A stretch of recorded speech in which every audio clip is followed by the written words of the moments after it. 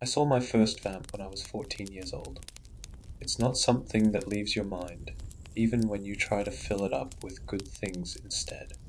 It happened at an arcade. Dad had brought me to show some retro game he used to play with his cousins. I was winning, about to set a high score when I heard the screams. They were blood-curdling. I looked at my dad. My heart had dropped somewhere into my stomach. He was pale. He was as scared as I was. We knew what those screams could mean.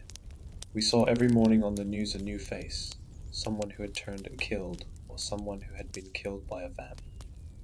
Dad didn't wait to see who it was. He grabbed my shoulders and guided me straight to the exit. I shouldn't have looked back. When I did, I saw a picture that branded itself into my brain forever.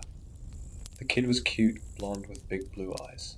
Little overalls. He was clamping his teeth into his young mother's breast, sucking furiously as she shrieked in pain. The nursing cloth that used to provide privacy was now spattered with blood and lay idle on the floor. It's something I noticed as Dad rushed me out. I don't know what happened to the mother. All I knew was that she would never see her baby again, not after the cops showed and took it to rehab. Everybody knows once you try human blood you can't ever stop. It's why young mothers are warned to stop breastfeeding as soon as the babies develop teeth. Dad said it was rare for this to happen, that it was likely she already had a scab or a small cut and the baby had bitten after the initial taste. He gave a small seminar about her stupidity, not paying attention like that. I thought that it was pointless to criticize her. Her baby was gone. She had learned her lesson, and so had I. I would never breastfeed in my life. I was paranoid for a long time. I refused to floss despite knowing it was impossible to turn with my own blood. I wouldn't share chapstick or kitchen utensils. I lived in constant anxiety and fear. Then one night my worst nightmare came to reality. I was walking home when I saw a man rapidly approaching from across the street. His mouth and chin were covered in dark blood. Fresh.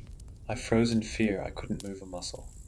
Something clicked when I saw he was wielding a small knife, tipped with blood. I can't die, not like this. I ran with energy and speed I hadn't thought possible. While running, I tried to think of what to do, how to protect myself. I scanned the area in front of me and located a trash can on the corner of the street. Litter surrounded the bottom. I saw the top of a glass bottle peeking out of the top. I ran as fast as I could toward the trash. When I arrived at the bin, I speedily grabbed the bottle out, scanning it first for traces of blood due to years of paranoid habit. I closed my eyes when I crashed the bottle down on the curb, creating a makeshift knife. I did all this in the 10 seconds it took for him to reach me. I didn't let him make the first move. I was aware it was my life or his. I aimed for his throat, my heart pounding in my ears. I screamed when I stabbed him. I was still screaming as blood gushed out of his neck. He tried to stop the blood with his hands, clutching the hole in his neck. In doing so, he dropped his knife, which clattered onto the road. He faltered, gasping for air. After I stabbed him, I wanted to run. I mentally commanded my body to move as he bled out. But I was frozen. He looked at me with desperation and despair in his eyes. Even in my intense fear, for a moment I felt pity for him. Then, with the speed of a striking snake, his hand left his bleeding wound, and he grabbed my hair. He pulled so hard I yelled in pain. When I did, he stuck his fingers in my mouth. I couldn't process what had just happened before I felt it.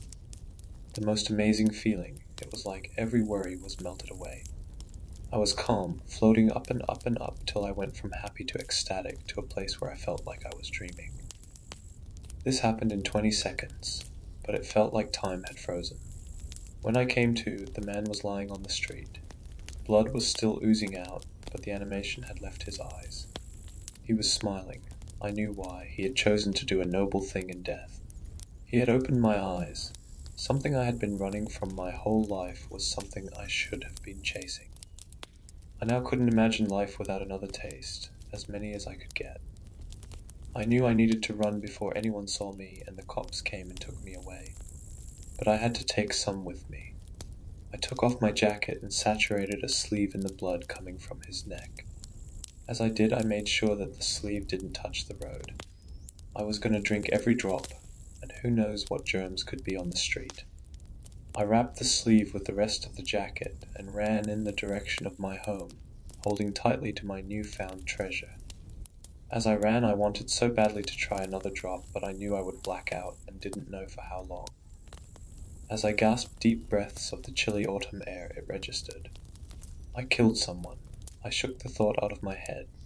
It was self-defense, and I had a whole new life now. When I got home, I squeezed all I could from the sleeve and stored it best I could manage.